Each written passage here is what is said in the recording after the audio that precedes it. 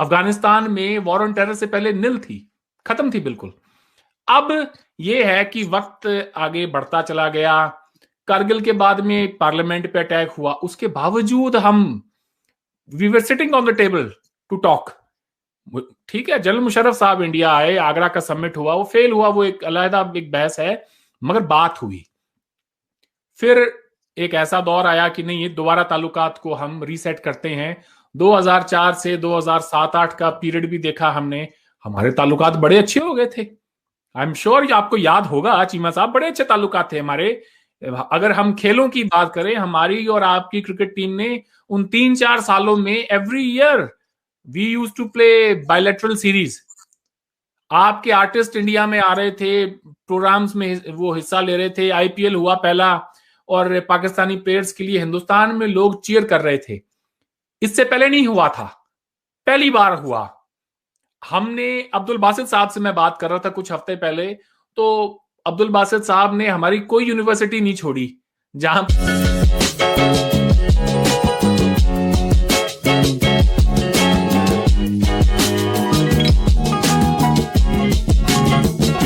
से देख रहे हैं, वही जो चीजें हैं वही देख रहे हैं।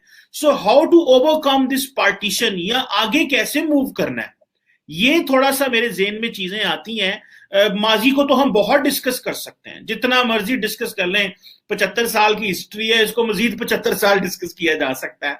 लेकिन क्योंकि आपको पता है, मुझे और आपको, हम तो ज्यादा यूथ देखते हैं, जवान लोग देखते हैं, और जवान लोग जो होते हैं वो हमेशा उम्मीद की को देख रहे होते हैं। उनकी नजर में they always value hope and they always want to see what is coming forward, आगे क्या हो रहा है। तो सर इसमें बताएं अरविंद साहब कि हम आगे कैसे जा सकते हैं and how can we overcome. सवाल बड़े हैं, बहुत बड़े हैं, आप घंटों बोल सकते हैं, लेकिन सारी बात है जब आप बात शुरू करेंगे तो फिर उस बात से बात निकलेगी। कमर चीमा साहब, ये आपसे वादा रहा कि आज हमारे दरमियान जो भी बात होगी, मैं इस बात का खास तौर से ख्याल रखूंगा कि बात जो भी हो, मुझे ये ख्याल रखना है कि मैं एक ऐसे मुल्क से आता हूं जहां पर गरीबी बहुत ज्यादा है। तो वो जो आखिरी शख्स है जो लाइन में खड़ा है, जिसके पास शायद कुछ भी नहीं है, मेरी कोशिश होगी कि मैं उसके नजरिए से चीजों को देखूं, और फिर किसी जो भी मसला मेरे सामने दरपेश होगा उसका जो है हल वहां पे निकालने की हम कोशिश करेंगे। ये मेरा कमिटमेंट है आपसे आज, टू स्टार्ट विद। अब जहां तक आपके सवाल का ताल्लुक है, तो पार्टीशन, बंटवारा हमारी जिंदगी का एक वो उदास सैड चैप्टर है, वो काला चैप्टर है जिसने कि हमारी नस्लों की जो जिंदगी पर जो असर डाला है पीढ़ी दर पीढ़ी, वो बहुत गहरा है। आप, जाहिर सी बात है जी, इतना बड़ा इवेंट हुआ, करोड़ों लोग एक दूसरे के यहां से माइग्रेट हुए, लाखों उसमें मारे भी गए, तो हर परिवार के पास कोई ना कोई कहानी होती है अपने आने वाली नस्लों को बताने के लिए, उनको ये एहसास कराने के लिए कि वो कहां से उठकर आए हैं और आज वो जहां कहीं भी हैं उसके पीछे क्या वजूहात हैं। तो जाहिर सी बात है जी, जो लोग हिंदुस्तान से गए, हिजरत की और पाकिस्तान गए, उन्होंने भी, उनके आधे रिश्तेदार इस तरफ रह गए, तो असर तो पड़ा। और वो बीच में फिर कुछ वाकयात भी ऐसे होते रहे। अगर ताल्लुकात बेहतर हो जाते पहले दिन से, उसके बाद अगर हमारे दरमियान कोई जंगें पेश ना आती, तो शायद ये कड़वाहट इतनी ना होती।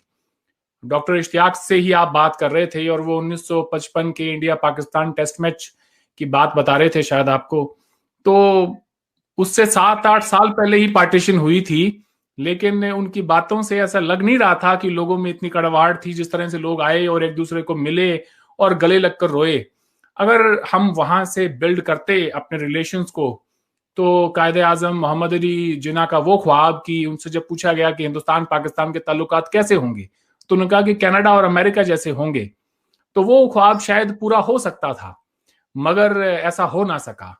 अब पास्ट में जाए बगैर अगर हम आगे देखें कि फ्यूचर हमारा कैसा होगा, तो फ्यूचर उतना ही अच्छा हो सकता है कि जितना जो अच्छा हम अपने पास्ट से कोई सबक लेंगे और उन गलतियों को ना दोहराकर और हम आगे की तरफ बढ़ेंगे। तो to answer the answer to your question कि जी आगे कैसे बढ़ा जाए, तो मैं समझता हूं कि उसके लिए एक तो ये हमारे जैसे जो फोरम है जहां पर नौजवान एक दूसरे से बैठकर बात कर सकते हैं, कोई अपने गिले शिकवे हैं वो कर सकते हैं, and eventually they can agree on something. तो आज मेरी भी एक कोशिश है कि हम किसी मुल्क को तो रिप्रेजेंट नहीं करते, मगर हाँ उन मुल्कों की आवाम हम ही हैं। तो हमारे दरमियान अगर कोई अच्छा कोई बात निकल कर आए जिसको लोग सुने और वो भी सोचने पर मजबूर हो कि यार हमें भी इस तरह से कोई एक नई सोच लाने की जरूरत है। सो लेट्स सी कि आगे हमारी इस गुफ्तगू में आप के और मेरे दरमियान क्या कुछ निकल कर आता है, लोग क्या लेके जाते हैं, शायद उसी में इस मसले का हल भी है। जी बिल्कुल सही कह रहे हैं कि जारी बात है, this is at the end of जो आखिरी चीज है वो इम्पोर्टेंट है, वो ये है कि ये लोग क्या सोचते हैं। मैंने बहुत सारी डिस्कशंस देखी हैं, लोगों को मैंने बात करते भी देखा है ज्यादातर। अच्छा, मैं इसमें दो एंगल से अगर बात करूं, एक एंगल है यूथ का, और एक एंगल है जो हमारे जो सीनियर सिटीजन्स हैं या वो लोग जो डिसीजन मेकिंग में हैं या फॉरेन ऑफिस में, आर्मी में, सियासतदान, वो कंप्लीटली एक और एंगल से चीजों को देखते हैं। मुझे ऐसे लगता है कि उन लोगों ने मामलात को खराब करने में पूरा पूरा किरदार अदा किया हुआ है। जो यूथ है वो थोड़ा सा और तरह की चीजों को देखती है। यूथ, मैं कल भी किसी एक इंडियन थिंक टैंक सीजीटीसी के ऊपर था, तो वहां पे इंडियन यूथ थी जो अपनी प्रेजेंटेशन दे रहे थे, तो वो पाकिस्तान को देख रहे थे from the lens of cricket, cricket के लेंस से देख रहे थे, फूड के लेंस से देख रहे थे, लो पॉलिटिक्स से लेंस से देख रहे थे। जबकि जो वहां पे जो जनरल्स बैठे हुए हों या जो इंडिया और पाकिस्तान के, मैं इंडिया का मैं ये नहीं कहना चाहता India, I am also blaming Pakistan, दोनों की तरफ से जो हमारे बड़े हैं वो चीजों को खराब करते हैं फॉर देयर ओन रीजंस। तो ये दो जो गैप है, ये हम डिपेंडेंट हैं अपने उन डिसीजन मेकर्स को कि वो जो मर्जी हमें फीड कर दें हमने वही करना है। सो ये गैप को आप कैसे देखते हैं, और आप समझते नहीं कि ये कैसे यूथ के पर्सपेक्टिव को ऊपर लाया जा सकता है और हम उनको जो फोर्स करें कि भाई वो भी हमारी तरह सोचें जिस तरह हम सोचते हैं। जी सर। जी बड़ा अच्छा सवाल किया है आपने। मैं इसको इस तरह से देखता हूं कि वो कहते हैं ना कि हादसा यूं ही अचानक नहीं होता, वक्त करता है परवरिश बरसों। तो हमारे जो बुजुर्गों ने जो हादसात अंजाम दिए हैं, आज हमारा यूथ उसी की एक रिफ्लेक्शन है। हमारे दरमियान में जो कड़वाहट है उसके लिए मैं उनको जिम्मेदार नहीं मानता, ये हमारे बड़ों की गलती है। उन्होंने वक्त रहते अगर कुछ अच्छे फैसले किए होते तो आज शायद ये कड़वाहट ना होती। अब ये कि जी इनका जो गैप है इसको किस तरह से देखते हैं, तो इसको देखने का एक बड़ा सिंपल सा है जो मेरा पॉइंट ऑफ व्यू, वो ये है कि हम अपने बयानिए को दुरुस्त करें, हम अपनी आवाम को सच बताएं और लोगों से ये कहें कि हाँ सामने वाले से अगर ये खता हुई तो हमसे भी कुछ गलतियां हुई हैं, ये हमारा पर्सपेक्टिव है जो हमें शायद अब तब्दील करने की जरूरत है। और उसका रिफ्लेक्शन फिर यूथ पर भी आ जाता है। यूथ ज्यादा अपने आप से कुछ कर नहीं सकता, क्योंकि अल्टीमेटली यूथ ने जिनको वोट देकर और अपने सर पर बैठाया है, फैसले तो उन्होंने ही लेने हैं। उन्हीं के हाथ में आर्मी है, उन्हीं के हाथ में जो है आपकी ब्यूरोक्रेसी है, डिप्लोमेट्स हैं। तो अगर वो कोई अच्छा फैसला लेते हैं तो मैं नहीं समझता कि यूथ उसमें कुछ बहुत ज्यादा अपनी नाराजगी दिखा सकती है। लेकिन एक जो बुनियादी बात है वो ये है कि हिंदुस्तान के हवाले से मैं कह रहा हूं, वो ये है कि हमारे यहाँ पर जो पीढ़ी इन पिछले 20-25 सालों में जवान हुई है और जो यूथ हमारा वोटर है वो बड़ा एग्रेशन के साथ में चीजों को देख रहा है और उसी का रिफ्लेक्शन हमारी गवर्नमेंट भी है। तो अगर आप ये देखें कि पाकिस्तान की तरफ से अगर कोई पेशकश आती है डायलॉग की, तो हमारी गवर्नमेंट कोई फैसला ले उससे पहले वो ये जरूर सोचेंगे कि हमारे नौजवान इसके बारे में क्या कहेंगे। हमारा कोई जो है मजाक तो नहीं उड़ाएगा इस बात के लिए कि हम पाकिस्तान के साथ डायलॉग में जा रहे हैं। अनफॉर्चुनेटली हमारा जो बयानिया है वो इस किस्म का बन गया है कि हम किसी गुफ्तगू में अब जा नहीं सकते।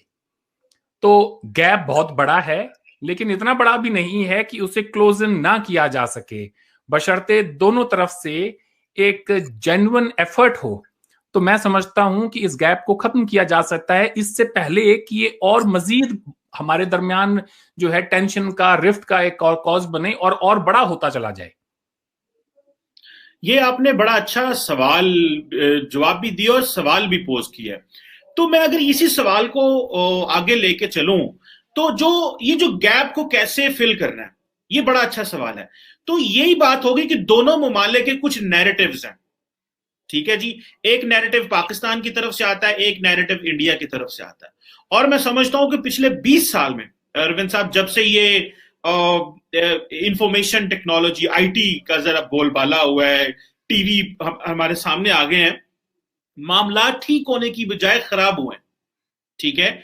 और हम जिसे वो बातें, जैसे आपने इश्तियाक साहब की बात की कि 1955 में किस तरह के थे ताल्लुकात थे, और अभी भी जो इस वक्त हमारे पास जो जनरेशन है, ये वो आखिरी जनरेशन है जिसने पार्टीशन कुछ थोड़ी बहुत देखी हुई है, ठीक है जी। ये जब जनरेशन चली जाएगी तो फिर तो वो जिसे ना ऑरल हिस्ट्री थोड़ी बहुत रह जाएगी, जिसे हम पंजाबी उर्दू में कहते हैं सीना गजट। सुना था बुजुर्गों से, कुछ लिखा हुआ सारी बात आ गया और कुछ सीना गजट भी आ गया।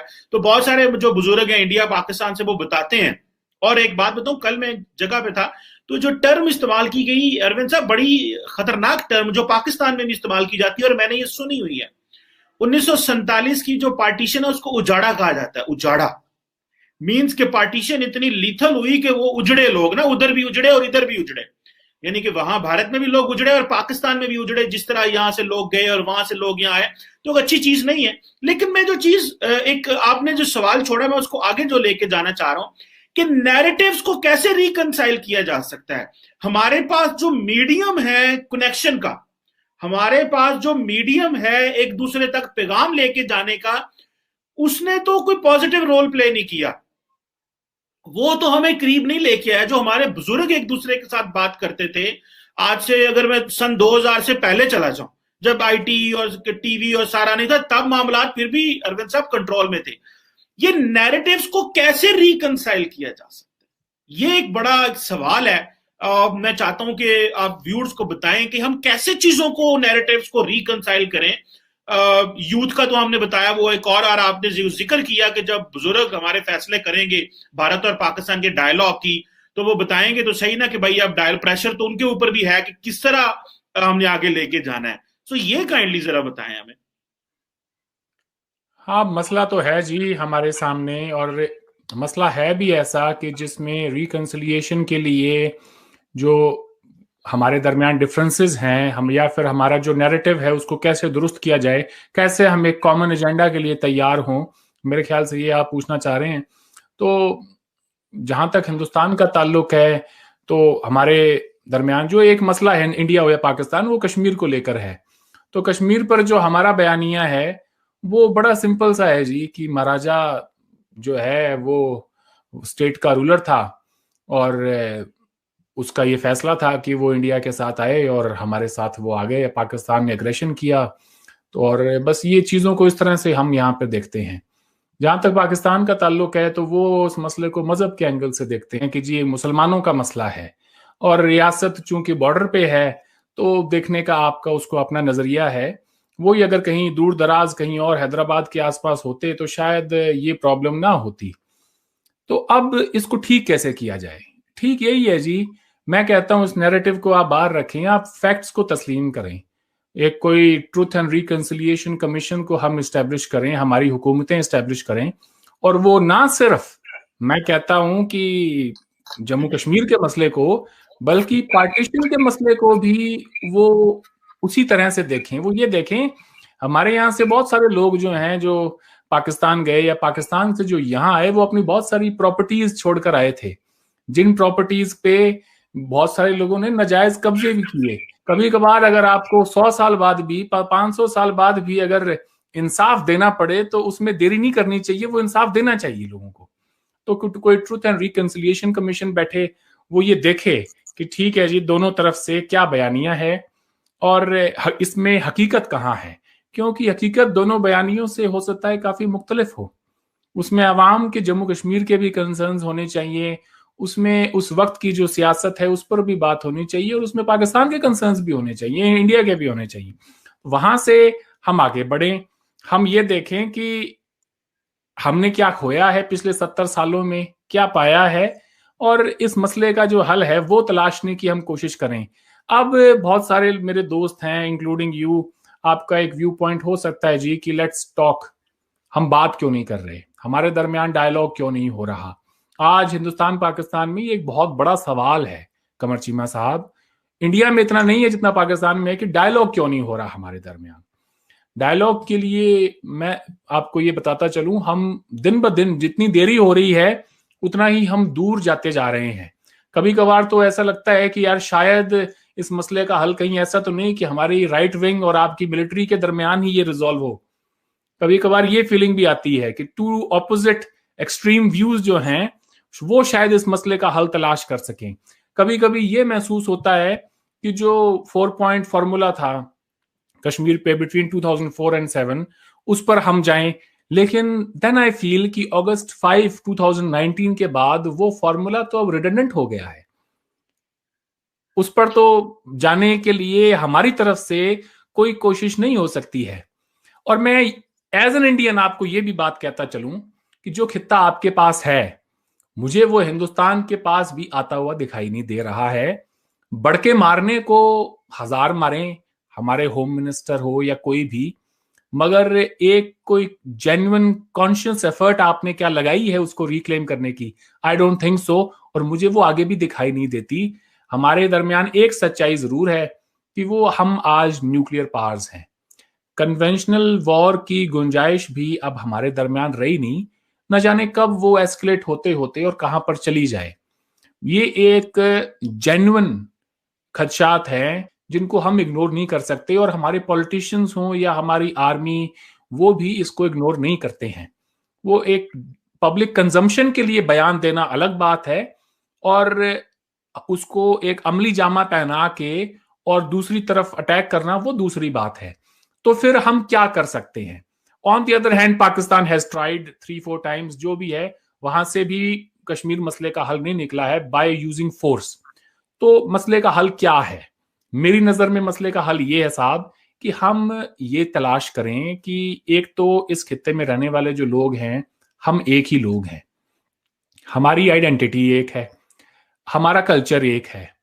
अब हम ये देखें कि दुनिया कहां पहुंच गई है, यूरोप कहां पहुंच गया है, आप वेस्ट को देखें वो कहां पहुंच गए हैं after years of civil war, और आज हम कहां खड़े हैं। और जिन नौजवानों की हम अभी बात कर रहे थे थोड़ी देर पहले कि शायद वो इस मसले को हो सकता है कुछ सालों बाद उनको जो ग्राउंड रियलिटीज का ही ना पता हो, उन्हें ये ना पता हो कि पार्टीशन के बारे में क्या हमारे जो है हमारे बड़े बुजुर्गों ने क्या तकलीफें देखी हैं, क्या कुछ सहा है। तो इससे पहले कि हम बहुत दूर चले जाएं, let's not be let's not get hijacked by our past, और हम ये देखें कि इस मसले का हल यही है जी कि हम यहां पे बॉर्डर्स को इससे पहले इररेलेवेंट करें। We have to show to each other कि हम अपने एफर्ट्स को लेके काफी सीरियस हैं। और फिर मैं तो कहता हूं कोई ऐसा वक्त आए चीमा साहब जब आप हमारे यहाँ पे अगर आपका रहने का मन हो या यहाँ से पीएचडी करने का मन होता आपका, आप जेएनयू से करें, हमारी यूनिवर्सिटी से करें, मैं कोई लाहौर जाके रहना चाहूं तो रह सकूं। क्या वो दिन आ सकता है हमारी जिंदगी में? सवाल ये है कि क्या अगर कोई शख्स ये कहे कि यार मुझे यूरोप जाना है, वाई नॉट कि मैं अपनी गाड़ी लेके पाकिस्तान से होता हुआ ईरान जाऊं, ईरान से टर्की और वहां से यूरोप। क्या ये ख्वाब हम देख सकते हैं? क्या नए ख्वाब पालना इस खित्ते के अंदर अब कोई जुर्म हो गया है, या अभी भी उसकी कोई गुंजाइश है? ये बहुत सारे, एक मैं समझता हूं एक नौजवान के जहन में सवाल आते होंगे, आपके भी आते होंगे। तो सियासत को, मुल्कों के अंदर जो हमारी फौजें हैं, उन सबको आगे जो है उनको पीछे छोड़ के हमें अपने आप से सवाल पूछना है एज एन इंडिविजुअल कि अब मैं ही अगर सीरियस नहीं हूं आपसे बात करता हुआ, मेरी हुकूमत क्या सीरियस होगी? वो तो एक रिफ्लेक्शन है मेरी ही सोच का, और मेरे जैसे न जाने कितने करोड़ों नौजवान हैं उनकी सोच का। तो here I am today sitting in front of you कि मैं किसी हद तक भी जाने के लिए तैयार हूं। क्या कमर चीमा साहब उस हद तक जाने के लिए तैयार हैं? जी जारी बात है, क्यों नहीं, ये बात ही हम इसलिए कर रहे हैं। आपने बड़ी अच्छी बातें की, लेकिन मैं एक चीज मैं आपको बताना चाहता हूँ, मैं थोड़ी तकसीम करता हूँ हमारे व्यूअर्स के लिए भी, और बात को मजीद जिसे कहते हैं ना डीकंस्ट्रक्ट करने के लिए, ताकि ज्यादा बेहतर सवाल बन सके। एक तो हम कहते हैं ना हाउ टू ओवरकम पार्टीशन, को कैसे ओवरकम किया जाता है। एक तो हमने पार्टीशन की हिस्ट्री देखी, लेकिन सन 2000 1919 के बाद 1999 के बाद जब कारगिल की वॉर हुई, तो इंडिया के अंदर एक पूरी पूरी जनरेशन है जो ये समझती है कि जी पाकिस्तान जो है ना वो दहशतगर्दी करा रहा है, True. पाकिस्तान जो है वो मामलात को खराब कर रहा है। अच्छा, इधर पाकिस्तान में हम ये समझते हैं कि भारत जो है वो पाकिस्तान में दहशतगर्दी करा रहा है और हमें डिस्टेबलाइज किया जा रहा है। हमें बलूचिस्तान में, कराची में जिस तरह हुआ, कुलभूषण यादव है, अफगानिस्तान के रास्ते, दिस एंड दैट, मतलब सारा कुछ एक है। सो दो चीजें हैं। एक है कि हमने पार्टीशन को कैसे लिया, वो तो अभी गुत्थी सुलझी नहीं थी अरविंद साहब। वो तो जिसे हम, आपने जिस तरह ट्रूथ एंड रिकॉन्सिलेशन की बात की, वो गुत्थी तो अभी सुलझी नहीं थी कि नई एक रिडल आ गई हमारे सामने, और वो आ गई यूथ के सामने जिन्होंने एक दूसरे के मुल्कों को दहशतगर्द कहना शुरू कर दिया। आपने हमें कह दिया, हमने आपको कह दिया, तो हम तो उस डिच के अंदर चले गए हैं, उस खाई के अंदर चले गए हैं जहां से मजीद निकलना थोड़ा बाहर था। मैं ये समझता हूं कि बजाय इसके कि हम बुजुर्गों पे मेहनत करें, हमें एक पैरेलल एक डायलॉग जो मिड कैरियर लोग होते हैं उनके साथ एस्टैब्लिश होना चाहिए, जो से हम वो बात करें, ना कि हम बुजुर्गों को जो कर रहे हैं फिलहाल करने दें, क्योंकि जिस बंदे की उम्र 50-60 साल, 75 साल, 60-65 साल होगी, उसको चेंज करना मुश्किल होता है, वो तब्दीलियां मुश्किल होता है। लेकिन यूथ को जितना मर्जी हम जल्दी चेंज कर सकते हैं वो कर सकते हैं। सो ये दो मैं डिफरेंस आपके सामने रख रहा हूं। अगर प्री पार्टीशन तो आपने काफी हद तक डिस्कस हो गए कि हमने किस, लेकिन ये जो पोस्ट कारगिल मैं कह लूं आपको, एक जनरेशन जो इंडिया में बड़ी पली है, जो पिछले 20 साल की, क्योंकि अभी जब ये शो में हम देखेंगे ना, तो वो पाकिस्तान को कहेंगे दहशतगर्दी बंद करो, दहशतगर्दी बंद करोगे, इंडिया पाकिस्तानी कहेंगे इंडिया दहशतगर्द है, इंडिया दहशतगर्द है। तो ये दोनों तरफ से ये चल रहा है। ये इस रिडल को कैसे ठीक करना है, ये भी तो एक ये पिछले 20 साल की कहानी जो है। बड़ी अच्छी बात है जी, आपने ये एक ऐसा सवाल दरपेश है हमारे सामने जिसका हल निकालना चाहिए। 1999 में कारगिल की जंग हुई। कारगिल की जंग से पहले के वो मनाजर जो हम सब ने देखे जब वाजपेयी साहब लाहौर गए, it was a very emotional moment दोनों मुल्कों के लिए, कम से कम उन लोगों के लिए जो पार्टीशन को एक अफसोसनाक वाकये के तौर पे याद करते हैं। वाजपेयी साहब का वहां जाना, उनको नवाज शरीफ साहब की तरफ से सीने से लगाना, उसने, मैं समझता हूं, हमारे दोनों मुल्कों की आवाम को एक होप दी, एक उम्मीद दी कि हाँ, हम अपने मसले मसाइल को बातचीत के जरिए, गुफ्तगू के जरिए हल कर सकते हैं। वाजपेयी साहब फारूक अब्दुल्ला साहब के पास गए और उनसे ये कहा कि मैं जा रहा हूं लाहौर, तो आपकी तरफ से कोई पैगाम हो या आप कुछ कहना चाहें ऑन कश्मीर, क्या बात करूं। तो उन्होंने कहा कि आप जाएं, फॉरगेट कश्मीर, आप जाएं, पहले एक ऐसा माहौल बनाए लोगों से कि हम उनसे बैठकर और मिल सकें और बात कर सकें, उसके बाद में हम कश्मीर को भी हल कर लेंगे। तो कश्मीर पे अगर आप देखें, लाहौर डिक्लेरेशन का क्या था, जो उसका जो लबो लबाब है वो यही है कि हम डायलॉग के जरिए हमारे तमाम डिफरेंसेस इंक्लूडिंग कश्मीर हम हल कर लेंगे। अब कारगिल हुआ, कारगिल होने से पहले ही वाजपेयी साहब की जो जर्नी थी, उसी के अंदर ही अगर आपको अगर याद हो, पिछले हफ्ते ये शायद आप बात कर रहे थे प्रोफेसर इश्तियाक साहब से, और वो ये कह रहे थे कि जमात इस्लामी के लोगों को छोड़ दिया गया कि इन पे टूट पड़ो, ये जो आए हैं मेहमान घर में आए, चीमा साहब मैं आपसे मिलने आऊं इस्लामाबाद और आपके आस पड़ोसी मुझ पे चढ़ दौड़े, या आप हमारी तरफ आए और मेरे आस पड़ोसी आपके ऊपर चढ़ दौड़े, ये तो कोई बात ना हुई। और मैं अगर उनको कंट्रोल ही ना कर सकूं तो फिर तो मेरे पड़ोसियों के साथ में कैसा ताल्लुक है वो भी एक चीज सामने आती है। स्टेट की सिंसियरिटी होनी बहुत जरूरी थी उस वक्त, स्टेट की थी लेकिन शायद डीप स्टेट की नहीं थी। मैं आज अपने आप से वादा करके आया हूं कि मैंने कोई ऐसी बात नहीं करनी जिससे कि किसी की दिल आजारी हो, या मैंने आपके ऊपर उंगली नहीं उठानी है।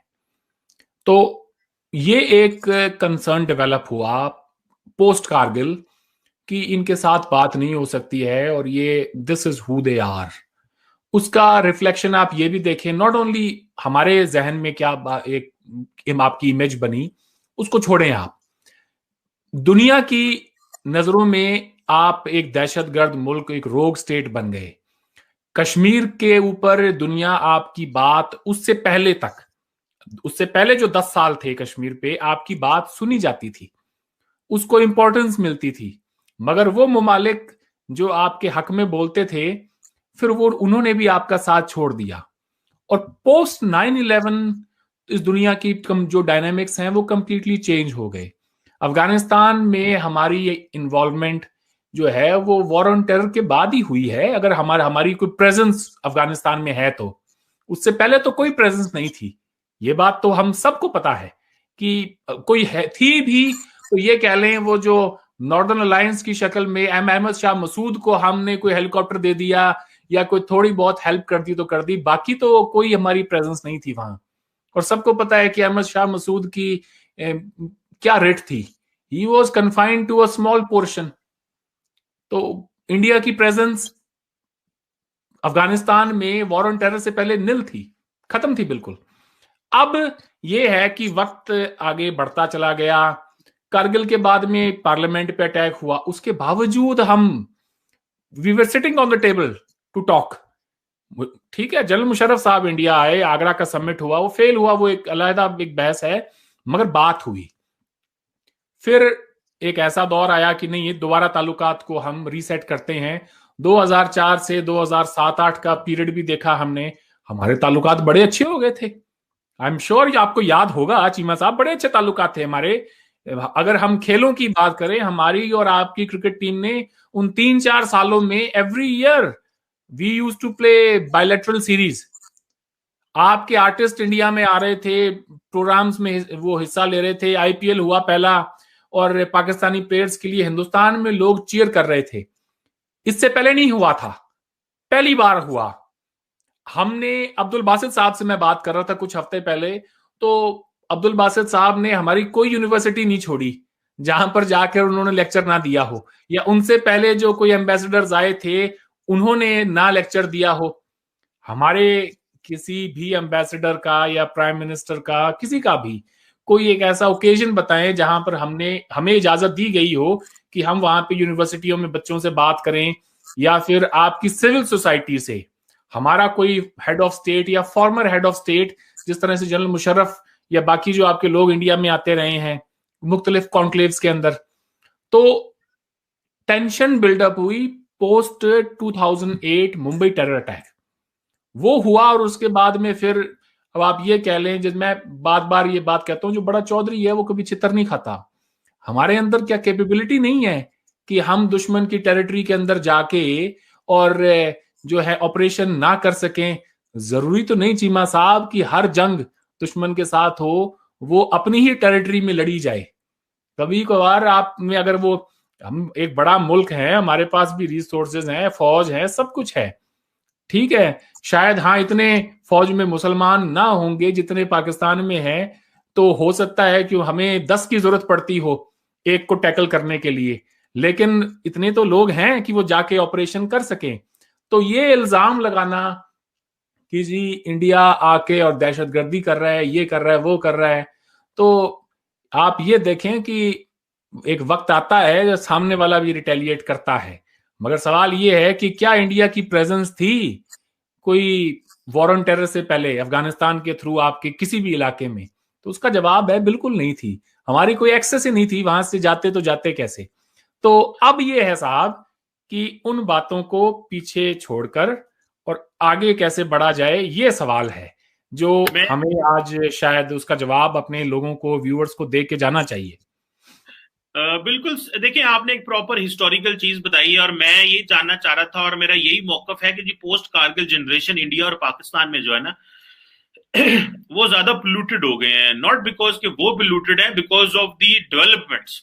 जो हुई, और जारी बात है वो कारगिल कोई अच्छा एपिसोड नहीं था। जो भी हुआ, मैं किसी भी एक अनकॉन्स्टिट्यूशनल चीज को मैं नहीं समझता कि जब तक जिसमें रियासत की मर्जी ना हो, कोई जत्था या कोई ग्रुप उसको कोई ऐसा काम नहीं करना चाहिए जो जो जो रियासत के लिए प्रॉब्लम क्रिएट करे। I stand with this. और उस वक्त का अगर इलेक्टेड प्राइम मिनिस्टर वो किस तरह भी है, वो जो भी कह रहा है, he is the boss and the parliament is to execute whatever the parliament and the people of the country thinks, and मेरा ख्याल है ये important है। लेकिन मूविंग फॉरवर्ड अरविंद साहब, एक पॉइंट जो मैं समझता हूं जो आपने डिस्कस भी किया, और मैं चाहता हूं कि इसको इसी पॉइंट को कंक्लूड भी यहीं पे करूं, तकरीबन आखिरी सवाल मैं इसको करता हूं आपको। वो आपने एक पॉइंट रेज किया, आपने कहा जी कि आपके दाएं बाजू की लोग, राइट विंग लोग, और हमारी आर्मी की बात की आपने कि ये लोग हैं जो मसले को हल कर सकते हैं। तो अगर ये बात है कि दाएं बाजू के आपके लोग और हमारी जो आर्मी मसला हल कर सकती है, तो इमरान खान और पाकिस्तान आर्मी की तो इस वक्त बहुत अच्छी एक अप्रोच है, और दोनों मिल के काम कर रहे हैं, और बड़ी अंडरस्टैंडिंग है कि चीजों को कैसे लेके चलना है। इसी के साथ साथ थोड़े दिन पहले हमारे जो आर्मी चीफ हैं जनरल बाजवा साहब, उन्होंने एक स्टेटमेंट भी दी, अगर आपकी नजरों से गुजरी, जिसको इंडियन मीडिया ने भी पिक किया और वो काफी हुआ, और वो ये था, बल्कि इंडियन मीडिया ने उसको डाउन प्ले किया फ्रैंकली स्पीकिंग, ये भी मैं आपको कहूँ, बल्कि एक आधा सिर्फ इंडिया टुडे एक चैनल जिस पर मैं भी था, उसने इस पे शो किया, बाकी इंडिया ने इसको डाउन प्ले किया, हालांकि ये अमन का पैगाम था। और उन्होंने कहा कि we want to extend hand of friendship in all directions. ये जनरल बाजवा साहब के, he didn't name India, but definitely जब हैंड ऑफ फ्रेंडशिप की बात होगी इन ऑल डायरेक्शन, तो India is a part of it, तो इंडिया की तरफ भी तो हाथ जाएगा। सो अगर दोनों ही आप ये समझते हैं कि दो ग्रुप या दो इंटरेस्ट ग्रुप या ये कर सकते हैं, so how will you read Pakistan to want to move forward, but how your right wing will move forward? This is where I want, जिसमें वी आल्सो इंक्लूड, जिसको मीडिया भी काइंडली इंक्लूड कर लें, that is working hand in glove with the right wing, जिसमें primarily आप दाएं बाजू कोई भी कह लें, लेकिन हम अमूमन बीजेपी को और उनके जो बाकी जो आरएसएस वगैरह या उनके जो थिंक टैंक्स हैं उनको कहते हैं, या मीडिया को कहते हैं। So how will you answer this question? मैंने ये कहा था साहब कि कुछ लोगों का ये मानना है कि शायद इस मसले का हल दो ऐसी तंजीमों के हाथ में है जिनके कंप्लीटली एक्सट्रीम व्यूज हैं। तो मैं ये नहीं कह रहा कि हाँ वही इस मसले का हल निकालेंगे, मगर मैं अपने आप से ये जरूर पूछता हूं कि जब मेरे होम मिनिस्टर खड़े होकर ये कहते हैं कि अक्साई चिन हमारा है, पीओके हमारा है, गिलगित बल्टिस्तान हमारा है, और उसको हासिल करने के लिए जान दे देंगे, तो बड़ी अच्छी बात उन्होंने कही, जान देनी भी चाहिए। लेकिन जब गलवान में इंसिडेंट हुआ तो हमारे प्राइम मिनिस्टर साहब ने आवाम को जब एड्रेस किया, उनकी पूरी स्पीच के अंदर उन्होंने चीन लफ्ज इस्तेमाल नहीं किया। हालांकि बात इंडिया चाइना पे हो रही है, हमारे सोल्जर्स चीनी सोल्जर्स के हाथों मारे गए हैं, लेकिन उन्होंने चीन को मेंशन तक नहीं किया। पाकिस्तान को मेंशन करना बड़ा आसान हो जाता है, वो इसलिए हो जाता है क्योंकि पाकिस्तान एक कमजोर मुल्क है, छोटा मुल्क है शायद। नहीं नहीं नहीं नहीं, एक इंडियन पॉइंट ऑफ व्यू से जरूरी नहीं कि आप अपने आप को कमजोर मानते हो, हम भी नहीं मानते चाइना के सामने अपने आप को कमजोर, कोई नहीं, जो बिल्कुल कमजोर से कमजोर मुल्क हो वो भी नहीं मानता। सिर्फ एक पॉइंट कहूंगा, मेरा ख्याल है वो कमजोर नहीं मानते, लेकिन वो समझते हैं कि एंटी पाकिस्तान बैशिंग करने से सपोर्ट काफी मिलेगी। That would be the point. आप 100% दुरुस्त है, आप ना भी कहते तो मैंने ये बात कह देनी थी। मैंने आपसे पहले कहा ना, मैं यहां पे बैठा हूं आज, पूरी दयानतदारी से आपको जवाब दूंगा।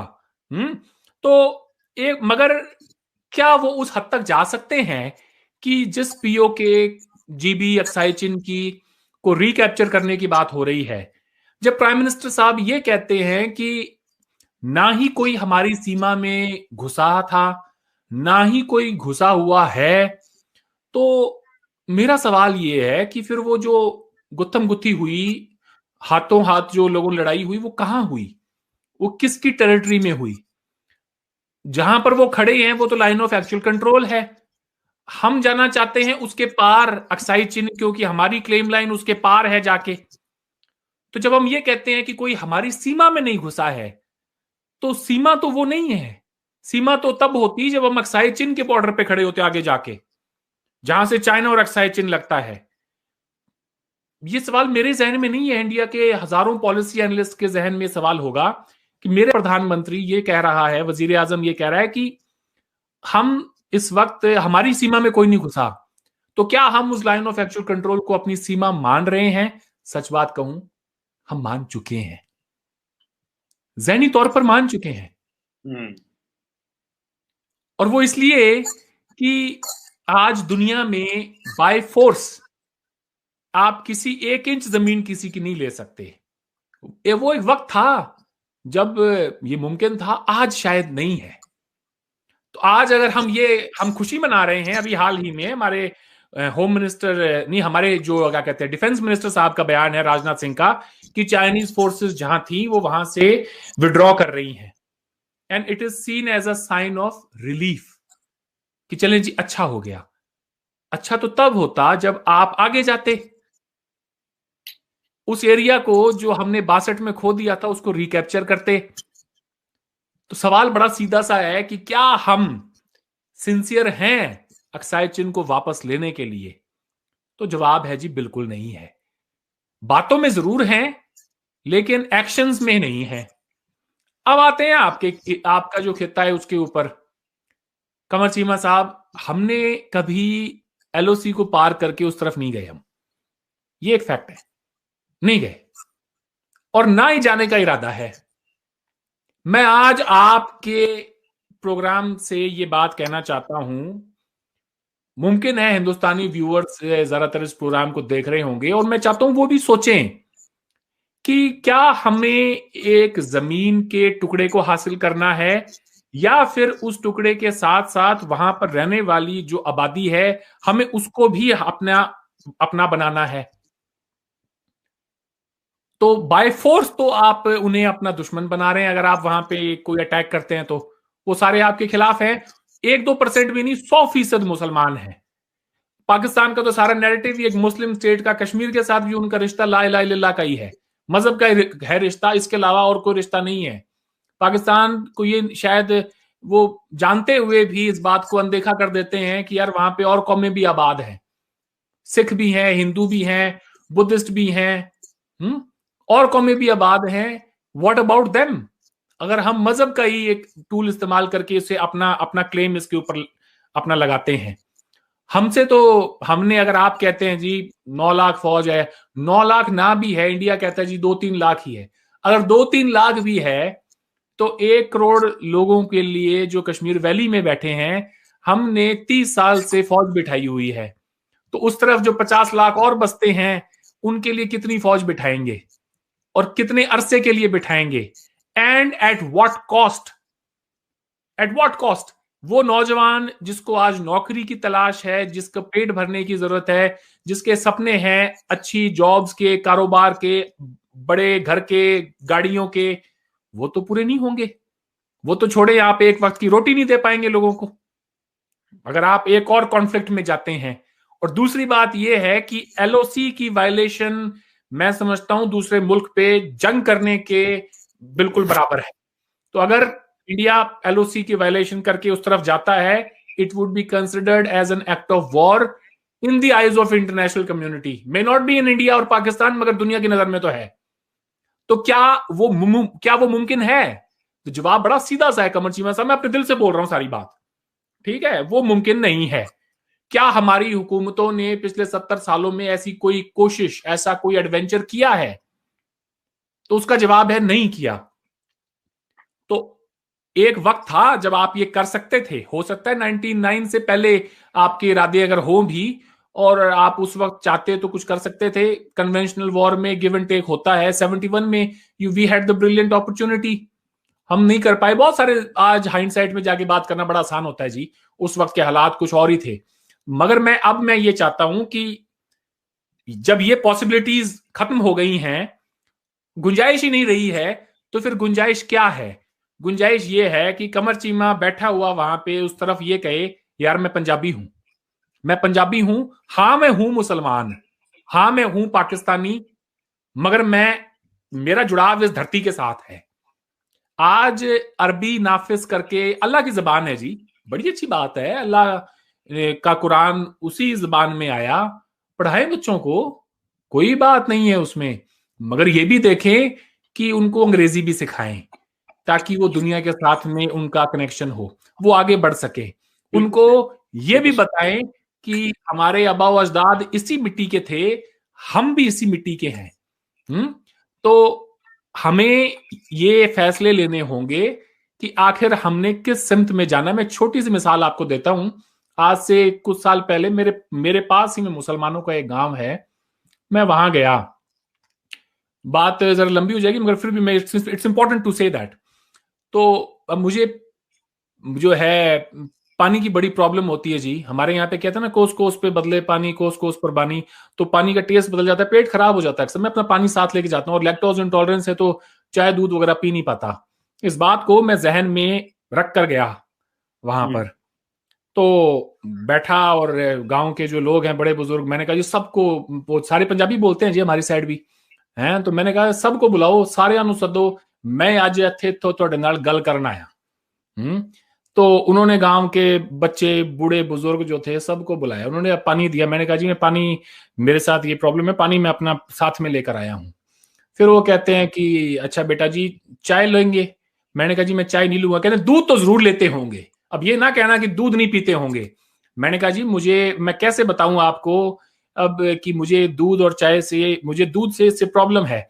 आप मुझे यूं सस्ते में टालने की कोशिश ना करें, मेरी बात सुने। मैंने नाश्ता भी नहीं किया है आज, मैं खाना खाऊंगा, आप खाने की तैयारियां करें।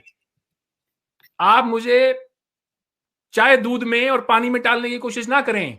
अब खाना खा के जाऊंगा और सारा दिन बिताऊंगा। ये मेरा कहना था। उन सब के चेहरों पर एक मुस्कान आ गई और सारे एकदम एट ईज हो गए। सब ने कहा क्या खाओगे बेटा, ये भी बता दो। मैंने कहा मुझे ये पसंद है, जाएं तैयारियां करें। ओ जी, घर का सारा टब्बर जो है वो तैयारियों में लग गया। उन्होंने दिल से मेहमान नवाजी करी, मैं भूल नहीं सकता वो दिन। और वो मेरे जहन में भी मेरे बात थी कि वो तुमसे ये बात कहेंगे। उसके बाद खाना वाना खा के, और मैंने उनसे फिर ये कहा कि यहां हिंदू कहते हैं कि आप लोगों ने नाक में दम कर दिया है, और वो कहते हैं इनको मार दो, तो क्या ये मुमकिन है? तो उनमें से जो नौजवान थे, दो चार वोट खड़े हुए, कहते कैसी बात कर रहे हैं आप? तो उनके जो बुजुर्ग थे वो कहते बैठो बैठो बैठो, ये बेटा ही है हमारा, हमारे पीढ़ियों के ताल्लुकात है, बात सुनो ये क्या रहा है। तो उन्होंने कहा नहीं बेटा जी ये तो मुमकिन नहीं है। तो मैंने कहा ये कहते हैं इन सबको पैक करके पाकिस्तान भेज दो, क्या ये मुमकिन है? वो कहते हैं ये भी मुमकिन नहीं है। मैंने कहा तो मुमकिन ये है कि मेरे आबाओ अजदाद की जो अस्थियां हैं वो इसी मिट्टी में है, आपके आबाओ अजदाद भी इसी मिट्टी में दफन है, हमने भी इसी मिट्टी में जाना है। सो व्हाई नॉट कि अब हम यहां से इस फैक्ट को तस्लीम करके हम आगे ये तय करें कि हमने एक दूसरे के साथ रहना कैसे है। True. तो वो बात जो मैं कहने की कोशिश कर रहा हूं वो उस मेरे इलाके के हिंदू मुसलमानों की बात नहीं है, वो बात इस खित्ते के लोगों की भी है कि हमने यहां पर रहना कैसे है। कमर चीमा और अरविंद ने यह तय करना होगा कि हमने आने वाली नस्लों को क्या पैगाम देके जाना है। मेरी तरफ से अगर आप पूछें कि अरविंद एक वो चीज बताएं जो आप चाहते हो मुझसे कि मैं क्या करूं, फिर आप मुझसे पूछ सकते हैं। मेरा ये कहना है कि कमर चीमा साहब जब भी मुझसे मिलें, और बात कमर चीमा से मेरी मुराद तमाम मुसलमानों की है इस खित्ते के, बीट इंडियन, पाकिस्तानी, बांग्लादेशी, कि मुझसे जब भी आकर मिलो इंसानियत की बुनियाद पर मिलो। मैं पूछूं कैसे हो कमर चीमा साहब, तो आप ये कहें मैं अच्छा हूं यार, तुम सुनाओ तुम कैसे हो। उस मजहब ना लाएं, अल्हम्दुलिल्लाह अल्लाह का करम है, ठीक हूं, ये हूं वो हूं। ऊपर से कोई इंडियन वाला कहे जी भगवान की कृपा है, यार उनको साइड में रखें। इंसान को इंसान से इंसानी बुनियाद पर रिश्ते कायम करें, इतनी ख्वाहिश। उसके आगे फिर आगे चीजें बढ़ती जाएंगी। विल टॉक अबाउट इट, ये एक सीरीज रखें इसके ऊपर कि यार हमने आगे कैसे बढ़ना है, एक एक स्टेप को एलैबोरेट करते हैं। अब आप पूछना चाहते हैं तो आप, मैं अगर आपसे चाहता हूं तो मैंने आपको बता दिया है। आप अगर कुछ चाहते हो तो do let me know, and let's end on that positive note. Sir मैं इसी पॉजिटिव नोट पे एंड करूंगा, और मैं आपकी बात से एब्सोल्युटली एग्री करता हूं कि ये जो हमें मजहब जो है, ये मेरे नजर में एक बड़ा जाती सा और इंडिविजुअल मसला है। इसको पब्लिक स्फेयर में ना लाया जाए। पब्लिक स्फेयर में लाने से इससे मामलात जो हैं वो उलझ जाते हैं, हम एक दूसरे को मजहबी नजर से देखना शुरू कर देते हैं। आप एक अच्छे हिंदू हैं, मैं एक अच्छा मुसलमान हूं, भाई छोड़ दो इसको इसी पे। आप अपने घर में अपनी वो प्रैक्टिस करो जो आप समझते हैं बेहतर, और मैं अपने घर में वो प्रैक्टिस करूं जो मैं समझता हूं बेहतर। मैं हाल ही में डिस्कस बस को मैं कंक्लूड करने लगा हूं कि यूएई ने मस्जिद भी बना दी, मंदिर भी बना दिया, गुरुद्वारा भी बना दिया, इमाम बारगाह भी बना दिया, और कहा कि इस बिल्डिंग से बाहर नहीं आपने आना। हम यहाँ पे होस्टेज बन गए, जो मजहबी एलिमेंट्स हैं उनके होस्टेज नहीं बनना। और जितनी ज्यादा सोसाइटी सेकुलर रहेगी, जितनी ज्यादा सोसाइटी प्रोग्रेसिव रहेगी, और उतना ही ज्यादा मेरी नजर में चीजें को काम करना उतना ज्यादा आसान होगा, तरक्की करनी उतनी ज्यादा आसान होगी। हाँ, जिसने इस्लाम फैलाना वो इस्लाम फैलाए, जिसने हिंदुइज्म फैलाना वो हिंदुइज्म फैलाए, जिसने यहूदी मजहब फैलाना वो, हमें उससे कोई मजहब कार नहीं होना चाहिए, लेकिन किसी की जिंदगी में इंटरफेयर ना करें, उसको तंग ना करें, और कोशिश करें कि आप अपना जो है वो काम करते रहें, लेकिन इंटरफेयर ना किसी के मामले में करें। और मैं इसी बात पे ये कंक्लूड करना चाहूंगा, और मैं सेकंड करूंगा आपके थॉट को कि, और अमूमन मेरी आदत भी होती है इसमें कि जब भी मैं किसी से मिलता हूं तो आई डोंट गेट इनटू कि ये जी आप कौन है, मेरे लिए इससे कोई इंपॉर्टेंट नहीं है कि आप कौन है। मेरे लिए जारी बात है, जो सबसे इंपॉर्टेंट है कि आप एक इंसान है, मैं एक इंसान से बात कर रहा हूँ। आपका कास्ट, क्रीड, कलर ना तो हमारा मजहब इसकी कहता है कि ये हमें इस पे आपको फोकस करना है, क्योंकि इंसान बड़ा है, उसके राइट्स बड़े हैं। ये तो नहीं कहा जाता कि अफ्रीका का काला है और अमेरिका का गोरा है तो उन दोनों के कानून जो राइट्स हैं वो डिफरेंट है। राइट तो एक ही है। तो जब आपके बुनियादी हकूक एक है तो फिर आप एक दूसरे को रेस और कलर और क्रीड और मजहब और मसलक के नाम से हम क्यों एक दूसरे को अहमियत ऊपर नीचे करें। But sir, this is where I would like to end, and I would like to thank you for ending this wonderful positive discussion, where we have decided कि we have to connect the dots. आपने बड़ी अच्छी बात की कि secularism is the way forward, religion is a personal matter, it should not be a matter for legislation. बिल्कुल, इसमें जारी बात है कि मैं इसमें रियासत की जो टॉप डाउन अप्रोच होती है मैं उसको पसंद नहीं करता। मैं कहता हूं कि लोगों की अपनी एक अप्रोच है, लोगों को उस नजरिए में रहने दें। लेकिन रियासत का काम ये होता है कि वो लोगों को कहे कि आप अगर हिंदू मजहब को प्रैक्टिस करना चाहते हैं, इस्लाम को प्रैक्टिस करना चाह रहे हैं तो आपको आजादी है। लेकिन रियासत ये नहीं कहेगी कि आपका ये मजहब हो या वो मजहब हो। ये उसका एक पैटर्नाइजिंग बिहेवियर इस तरह का, जारी बात है, एक लोगों के लिए, कुछ लोगों को लिए तो शायद फायदेमंद होगा, लेकिन बहुत सारे लोगों को तकलीफ दे अमल भी हो सकता है। सो उनकी भी उतनी रिस्पेक्ट करें, उनकी भी उतनी इज्जत करें, उसकी उतनी ही ऑनर दें जितनी आप बाकियों को दे रहे हैं। So this is where I believe, this is my personal understanding, and मैं शुरू से यही पढ़ाता हूँ, यही बोलता हूँ, यही लिखता हूँ, और यही मैं कह रहा हूं। तो इसी पॉइंट पे हमें, मेरा ख्याल है, कंक्लूड करना चाहिए। अरविंद साहरान साहब, आपके वक्त का बहुत शुक्रिया, एक बड़ी अच्छी डिस्कशन हुई, और उम्मीद है कि जो आपने पैगाम दिया, जो मैंने पैगाम दिया, हमारा काम यही है कि हम लोगों को कनेक्ट करें। Thank you very much sir. Thank you so much Cheema साहब, it was wonderful talking to you.